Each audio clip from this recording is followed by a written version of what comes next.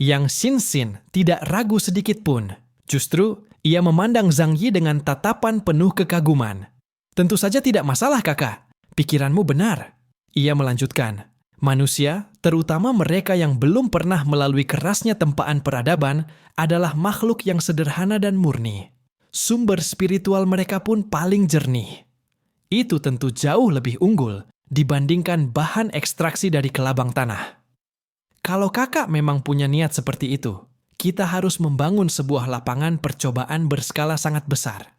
Kita akan memproduksi embrio manusia secara massal, lalu membesarkannya hingga mencapai tahap dengan kualitas spiritual yang matang. Dalam proses ini, kita perlu menambahkan satu tahap penyaringan. Hanya individu dengan kekuatan spiritual tinggi yang dikembangkan. Dengan begitu, kita bisa menghemat banyak sumber daya. Nada suara yang Xinxin datar tanpa emosi, seolah-olah ia sedang membicarakan cara beternak ayam. Lu Keran tak tahan hingga memeluk lengannya sendiri. Bukankah ini terlalu jahat? Membayangkan pemandangannya saja, aku tidak sanggup. Yang Xinxin menundukkan pandangannya, lalu berkata pelan, jika kita benar-benar memahami hakikat kehidupan, bahwa ia hanyalah gabungan ether yang dikendalikan Sang Pencipta, sekadar bagian dari fusi tanpa kesadaran, maka hal itu tak akan terasa kejam lagi.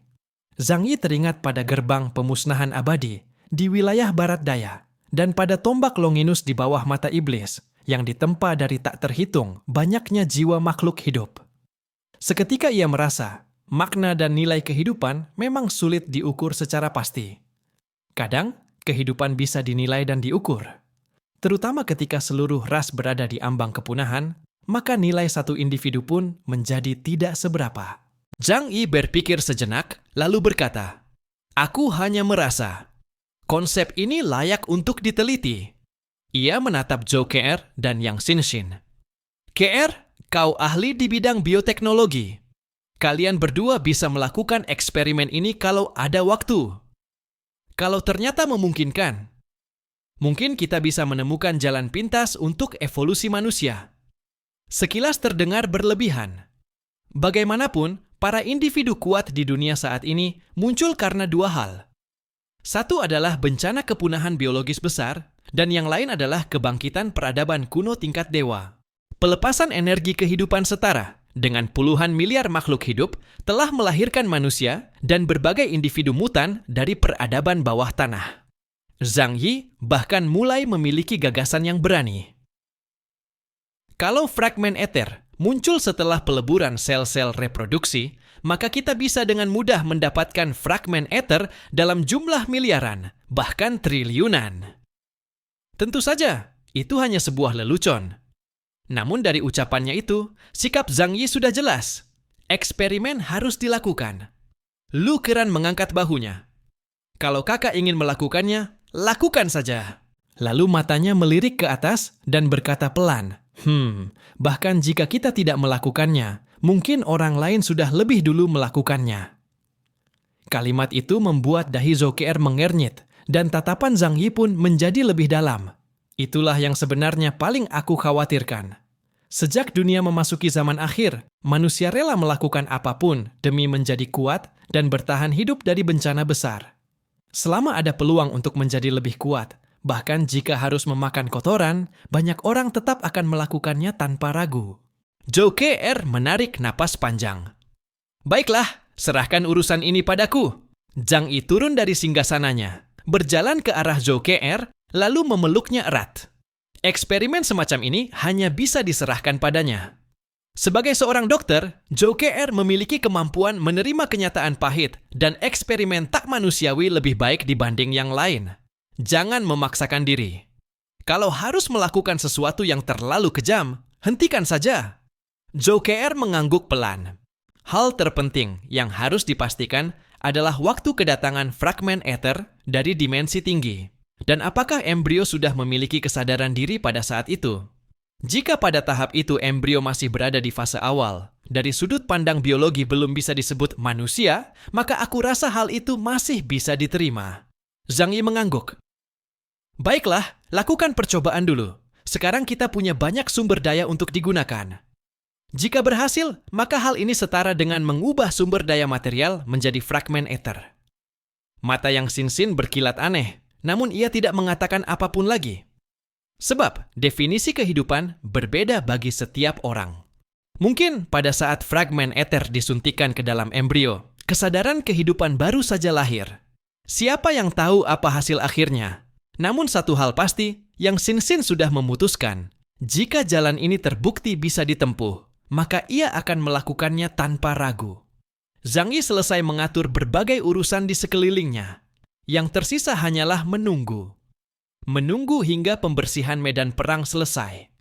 Namun, dalam proses itu, ia sempat keluar sebentar. Sebab di dunia bawah tanah itu, tidak semuanya adalah sekutunya.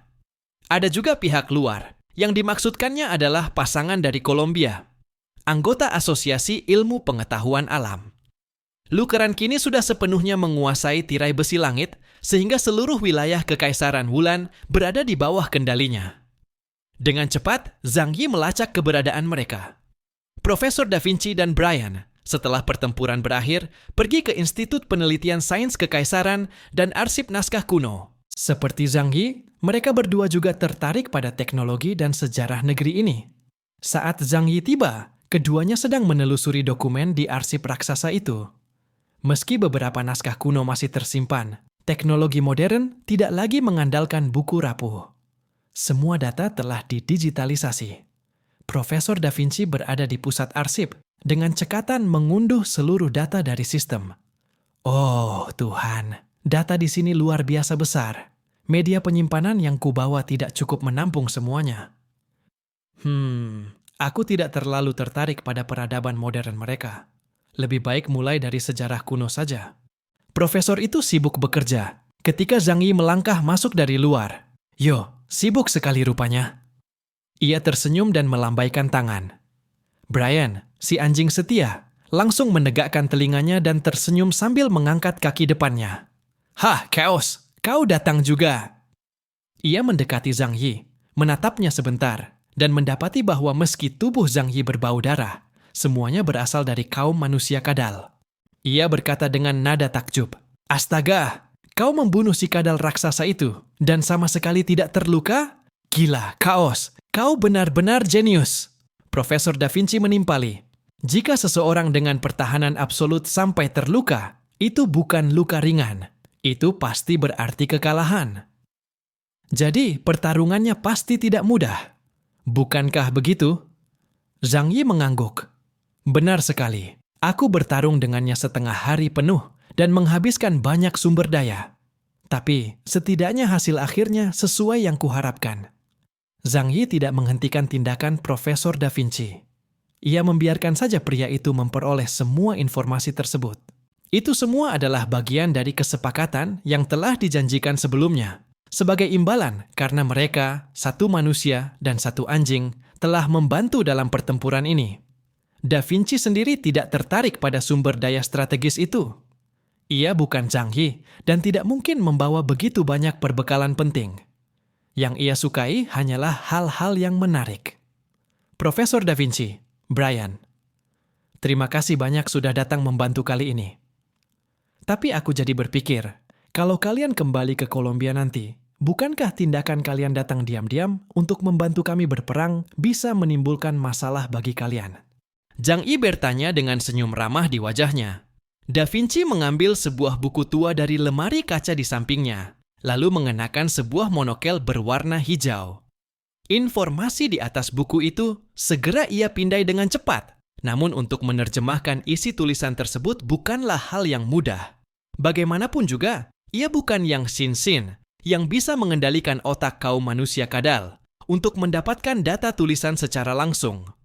Namun, dengan kemampuannya, ia tetap yakin bisa menerjemahkannya setelah kembali nanti. Dengan wajah datar, ia berkata, tidak akan ada masalah seperti itu. Kami hanya bekerja sama dengan pemerintah Columbia. Selama memenuhi persyaratan mereka, kami adalah orang-orang yang bebas dan independen. Selama tidak merugikan kepentingan Columbia, kami bisa melakukan apapun yang kami mau. Zhang Yi menyilangkan kedua lengannya. Tersenyum ringan. Dalam hal itu, sepertinya kita memang cukup mirip.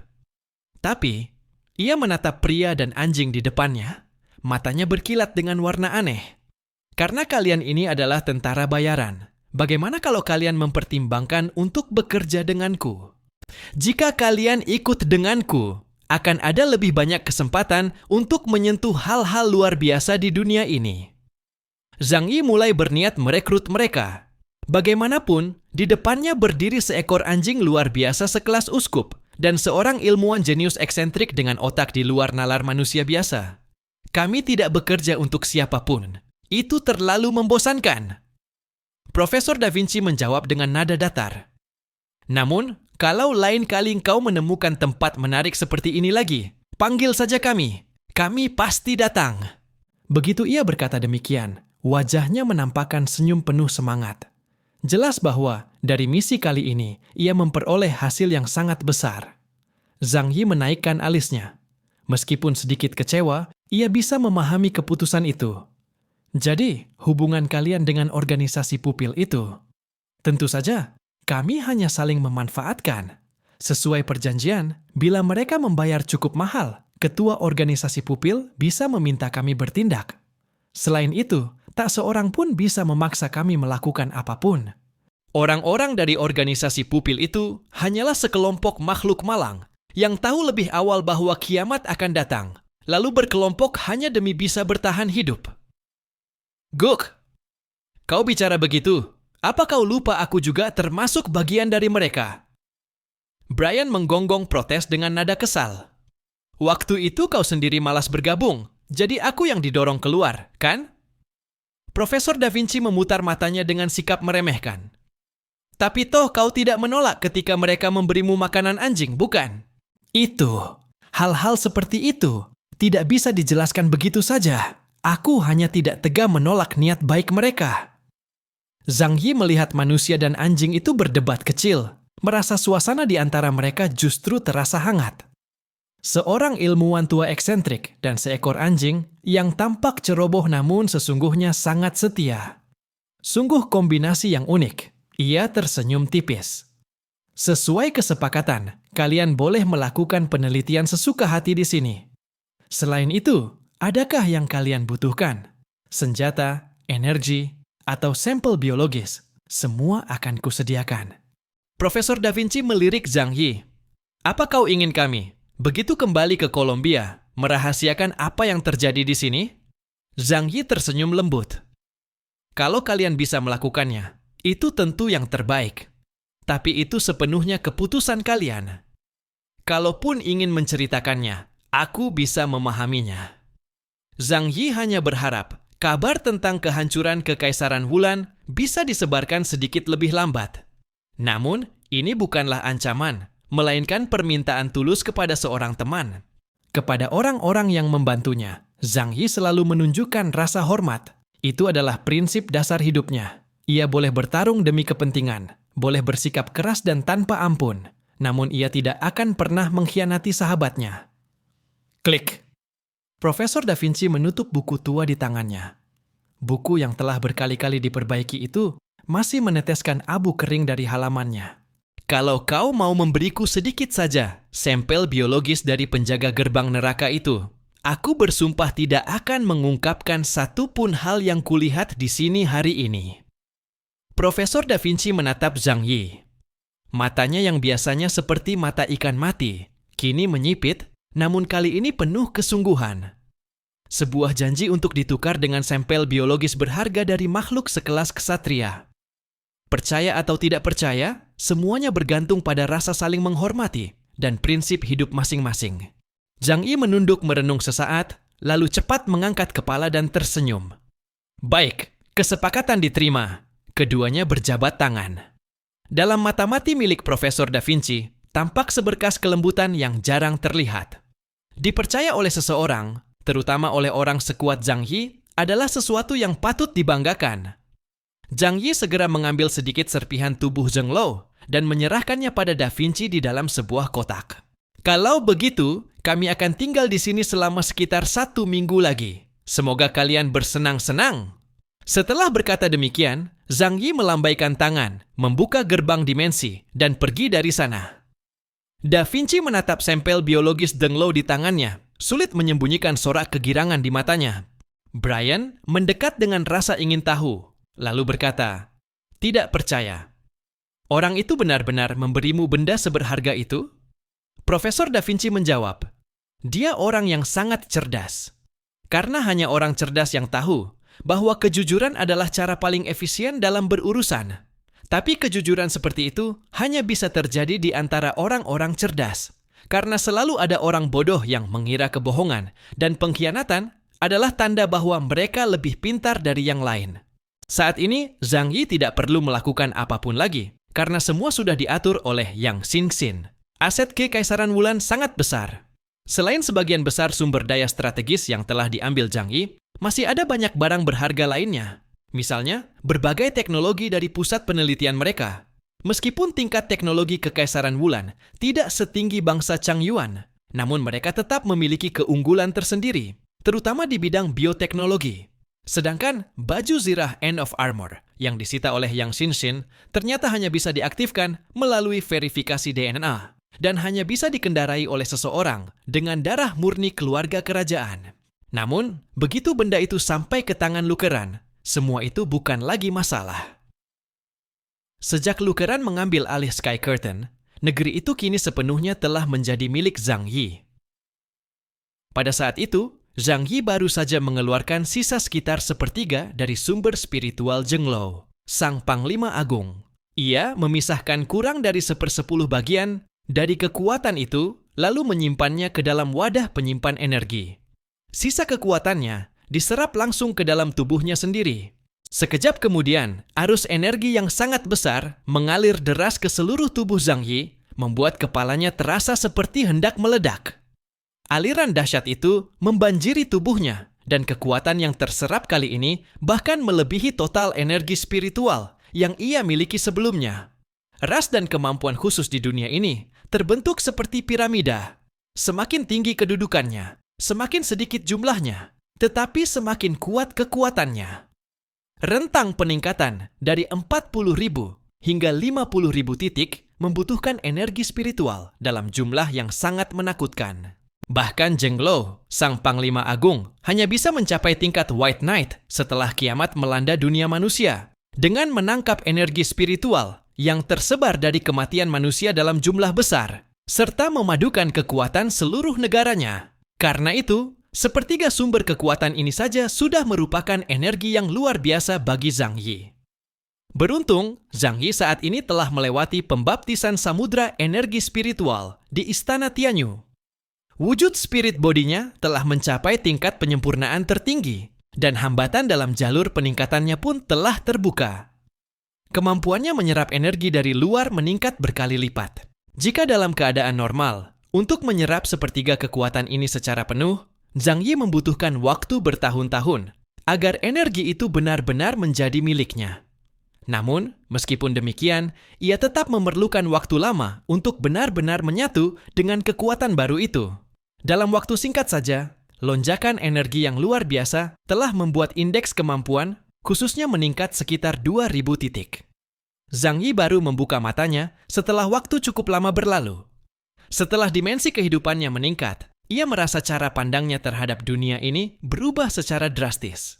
Ia mengusap lehernya sambil bergumam, "Kalau terus seperti ini, paling lama setengah tahun lagi kekuatanku bisa meningkat sampai 45.000 titik. Melihat seluruh dunia ini, hampir tidak ada lagi manusia yang mampu mengancam nyawaku. Bahkan jika makhluk kuat dari peradaban kuno muncul kembali, selama bukan monster sekelas Bai Longzi, tak akan ada yang bisa mengambil nyawaku." Zhang Yi mengangguk, sangat puas dengan keadaan dirinya sekarang. Namun setelah menjadi lebih kuat, hal pertama yang ia pikirkan bukanlah balas dendam atau menjarah sumber daya. Yang terpikir olehnya hanyalah, kini ia bisa hidup lebih tenang dan bertahan lebih lama lagi. Ketika Zhang Yi sedang merenung, tiba-tiba terdengar suara jiji di telinganya. Seperti suara tikus kecil yang berisik di sudut ruangan. Zhang Yi tertegun sejenak, lalu tersenyum. Ia tahu siapa yang datang. Ia menoleh ke sudut istana dan berkata lembut, "Dalong Mao, kau sudah kembali?" Di pojok ruangan, sebuah papan lantai tebal tiba-tiba terangkat. Dari bawah tanah muncul seekor makhluk raksasa berbulu tebal dan tampak menggemaskan. Dalong Mao tubuhnya kotor, tetapi matanya bersinar terang penuh semangat. Ia merangkak keluar dari tanah, diikuti oleh barisan panjang makhluk-makhluk serupa dengannya, para penggali bumi. Berbeda ukuran, namun mirip bentuknya. Satu persatu keluar dari lubang hingga hampir memenuhi seluruh aula istana. Dalong Mao melambaikan tangannya ke arah pasukannya. Lalu semuanya berjalan rapi mendekati Zhang Yi dan serempak berlutut di hadapannya, menyembah dengan penuh hormat. Dengan alat penerjemah yang telah dipasangkan sebelumnya, Dalong Mao kini bisa berkomunikasi sederhana dengan manusia. Ia menatap Zhang Yi dengan ekspresi bangga dan bersemangat, jelas ingin menunjukkan jasanya. "Tuanku, bagaimana menurutmu? Tugas yang saya jalankan sudah selesai, bukan?" Zhang Yi tersenyum dan mengangguk. Ia melangkah maju dan menepuk tubuh Dalong Mao yang gemuk, hingga debu tebal pun berhamburan ke udara. "Uhuk! Uhuk! Kerja yang bagus! Uhuk!" katanya sambil mengibaskan tangannya di depan wajah. Dalong Mao berkedip-kedip, lalu menggoyangkan tubuhnya keras-keras, menyingkirkan debu yang menempel. Setelah lama menggali di bawah tanah, tak heran tubuhnya tampak kotor seperti itu. Memang benar, para penggali bumi adalah makhluk yang diciptakan khusus untuk menembus tanah. Walau kemampuan bertarung mereka tak seberapa, kemampuan menggali mereka sungguh luar biasa. Struktur istana kekaisaran ini sangat kokoh, dibangun dengan bahan-bahan terbaik, namun mereka tetap berhasil menembusnya. Dalam perang kali ini, jasa Dalong Mao benar-benar besar, bahkan lebih besar dibandingkan beberapa manusia berkemampuan tingkat epsilon. Karena Dalong Mao dan pasukannya adalah hewan asli dari planet ini, mereka sangat mengenal struktur bawah tanah Kekaisaran Wulan. Berkat mereka, jalur transmisi energi dan jaringan komunikasi bawah tanah milik Kekaisaran Wulan berhasil dihancurkan, memberikan keunggulan besar bagi pasukan sekutu. Zhang Yi mengelus kepala Dalong Mao, berpikir sejenak bagaimana cara memberikan hadiah yang pantas untuk makhluk lucu ini. Kini, indeks kemampuan Dalong Mao sudah mencapai 9.999 titik. Toh, kesehariannya pun dihabiskan dengan memakan kelabang tanah raksasa seperti camilan. Zhang Yi kemudian berkata, "Mulai sekarang, aku mengangkatmu menjadi kepala divisi teknik. Semua penggali bumi di bawahmu akan kau pimpin." Sambil berbicara, Zhang Yi mengeluarkan sebuah medali yang dibuat dari emas murni dari ruang dimensinya dan menyerahkannya kepada Dalong Mao. Dalong Mao memandangi benda berkilau itu, matanya membulat. Ia menggenggam medali emas itu, merasa berat dan hangat di tangannya, lalu berseru riang, "Ji, ji, ji, ji!" Para penggali bumi di belakangnya pun berkerumun, memberi selamat kepada pemimpin mereka dengan sorak kegembiraan.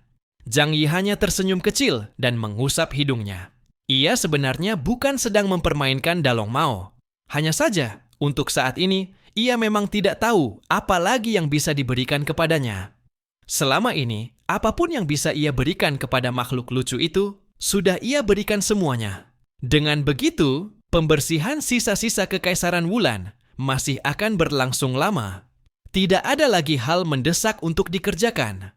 Zhang Yi berencana mengumpulkan semua benda berharga, lalu menutup tempat ini. Ia akan menyimpannya sebagai lokasi cadangan. Siapa tahu suatu hari nanti bisa menjadi tempat perlindungan darurat. Langit di atas adalah bintang-bintang yang tak berguna dan sekarat. Saat ini, di wilayah Eropa, malam telah tiba. Bulan purnama bergantung tinggi di langit, bulat sempurna dan terang benderang. Malam yang sunyi dan dingin itu tak mampu mengubah kenyataan bahwa bulan tetap bersinar indah, meski dunia tampak beku. Namun di suatu tempat, rahasia di Samudra Atlantik, sebuah lokasi tersembunyi yang sulit ditemukan manusia. Bahkan bila tersesat pun, mereka hanya akan melewati ruang kosong. Terdapat sebuah pulau kecil yang indah. Tak peduli betapa dingin dunia luar, betapa keras badai menerjang, di sini musim gugur tetap cerah dan mempesona. Musim gugur tahun 2054. Pohon-pohon French sycamore raksasa memenuhi hutan, masing-masing sebesar 3 pelukan manusia, dan dedaunan merah memenuhi tanah, menciptakan pemandangan bak negeri dongeng. Disinilah tempat tinggal ketua organisasi pupil, Charles Louis Montesquieu. Di tengah hutan, berdiri sebuah villa kuno bergaya Eropa. Montesquieu mengenakan mantel wol tebal, berdiri di depan jendela sambil mengarahkan teleskop besar ke langit. Itu adalah teleskop produksi perusahaan Ares, produsen terbaik di dunia dalam bidang optik astronomi. 5 tahun lalu, teleskop itu dibuat khusus untuknya, dengan harga mencapai 500.000 euro. Dengan teleskop itu, ia bisa melihat dengan jelas lubang-lubang di permukaan bulan. Di belakangnya berdiri seorang pria yang dikenal sebagai King's Hand, Mi Whitebread, menunggu dengan penuh hormat. Montesquieu terus menatap bulan yang bersinar seperti piring giok, indah dan mempesona, namun wajahnya justru dipenuhi kekhawatiran. Garis-garis usia di wajahnya menebal saat ia mengerutkan kening, lalu bergumam pelan. Situasinya jauh lebih buruk daripada yang kita bayangkan. Montesquieu meninggalkan teleskop, lalu berkata kepada Mi White, "Sepertinya hari kejatuhan akan segera tiba." Sambil berbicara, Montesquieu menunjuk ke arah teleskop di langit, memberi isyarat agar Mi White melihatnya sendiri. Mi White sudah tahu apa yang sedang terjadi, namun tetap melangkah mendekat untuk mengintip sejenak. Bulan di langit tampak sempurna dengan mata telanjang, seperti piring porselen putih yang halus. Namun melalui teleskop berdaya pembesaran tinggi, permukaan bulan tampak penuh dengan luka dan bekas retakan. Kawah-kawah besar menganga di berbagai tempat. Beberapa di antaranya bahkan memiliki diameter lebih dari 100 km. Sebagian astronom berpendapat bahwa kawah-kawah itu adalah hasil tumbukan meteorit. Namun sebagian pecinta fiksi ilmiah berspekulasi bahwa mungkin itu bekas serangan makhluk luar angkasa, bahkan kemungkinan akibat perang nuklir antar planet. Namun hal-hal itu tidaklah penting. Bukan itu yang ingin dilihat oleh Brad. Mengikuti arah pandangan Montesquieu, ia pun melihat pemandangan yang membuat sarafnya menegang. Di tepi satelit raksasa itu, bulan, tampak sebuah retakan besar yang membelah permukaannya. Seolah-olah ada seseorang yang melempar piring giok putih itu ke tanah, hingga tepinya pecah, menciptakan celah panjang yang menakutkan.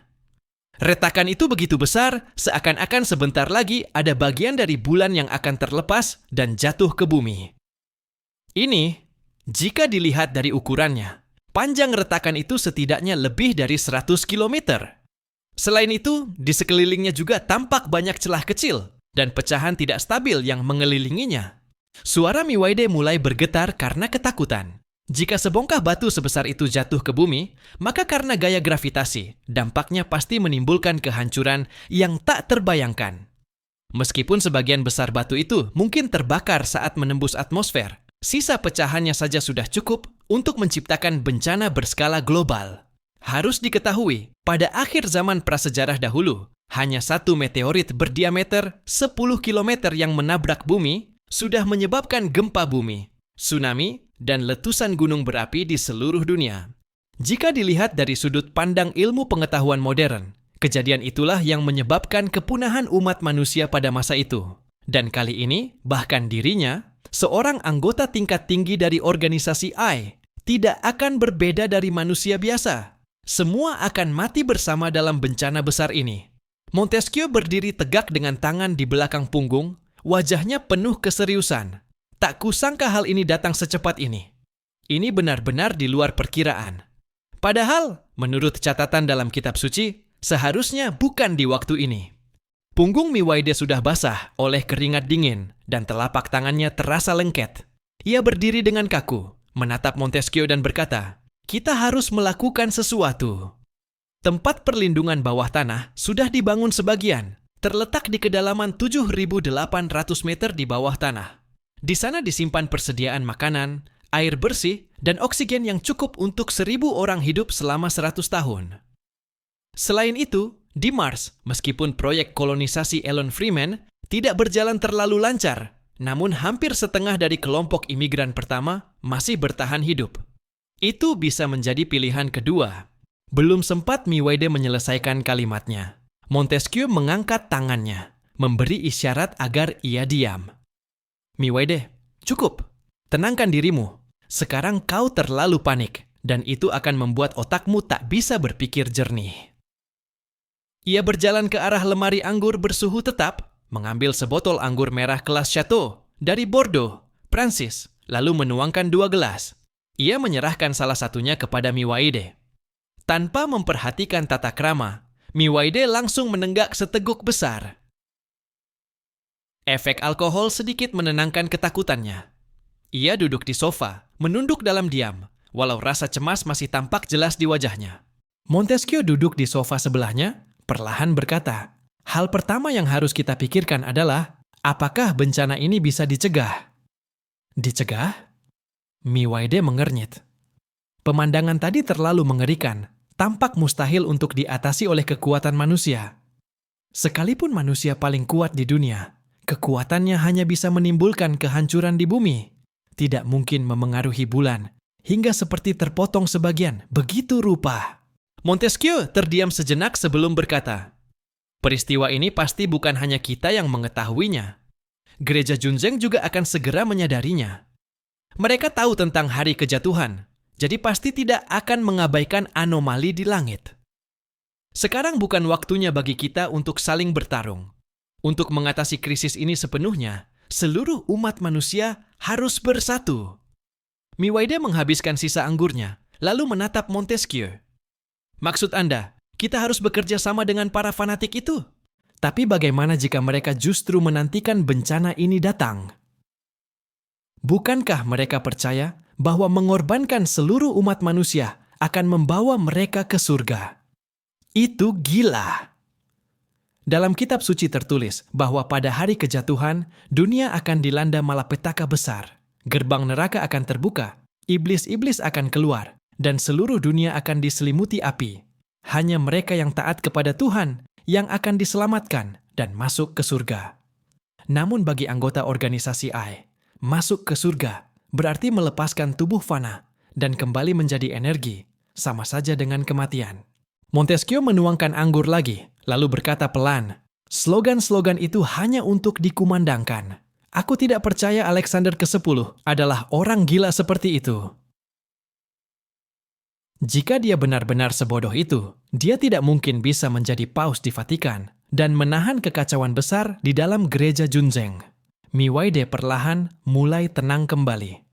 Ia menyipitkan matanya dan berkata, "Kita tidak bisa membiarkan mereka mengetahui ini lewat kita.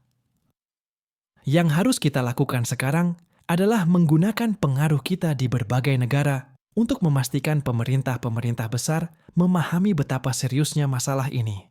Nanti, kita bentuk pasukan gabungan yang kuat untuk pergi ke bulan dan mencari tahu penyebabnya. Sebelumnya, pihak gereja Junzeng juga pernah melakukan hal serupa." Ia kembali meneguk anggur tanpa rasa, menelannya bulat-bulat. Menurut kitab suci, hari kejatuhan seharusnya belum tiba secepat ini. Bahkan kekuatan rahasia di bawah tanah pun belum menunjukkan reaksi apapun. Mungkin situasinya tidak seburuk yang kita bayangkan. Karena jika benar ada bongkahan bulan sepanjang 100 km yang akan menabrak bumi, bahkan mereka yang bersembunyi di kedalaman bumi pun tidak akan bisa selamat. Kecuali, seperti bangsa Ihen, mereka bisa membuka ruang paralel sendiri. Namun menurut pemahaman mereka, entitas sekuat itu, makhluk ilahi tingkat dewa, tidaklah banyak, bahkan dalam rentang waktu 4,6 miliar tahun terakhir. Jika makhluk seperti itu banyak, bangsa Druid sudah lama punah dan tidak perlu lagi mengalami siklus kehancuran dan kelahiran berulang kali seperti sekarang.